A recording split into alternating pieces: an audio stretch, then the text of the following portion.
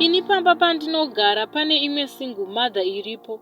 I'm still young. I'm 18 years. Ndakabva kuroorwa saka mai ava Habe aindirambidza kutaura navo. She's 27. Saka takambonetsana naHabi. By that time I was new panzvimbo yacho and it was a foreign land. Saka ndakatofara ndikati at least ndaonawo muzimba wokutaura naye, and Habi wasn't happy, but with time akajaira. Saka amai ava vakujairira too much. Last time she knocked at my door, manheru vachiti, I heard you guys playing cards and laughing. Can I join you? At first I accepted, but the worst is my Habi was drinking beer. She joined him in the same cup and started drinking together.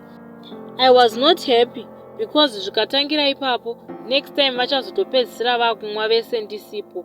After that chii chinoitika vanhu kana vadhakwa.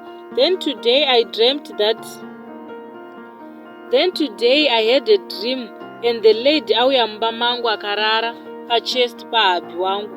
Ndamurova zvisingaite muhope imomo.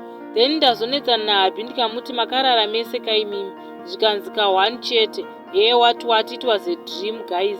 I'm stressed, help me. But that lady, I no longer talk to her. I avoided her. It's been a month now.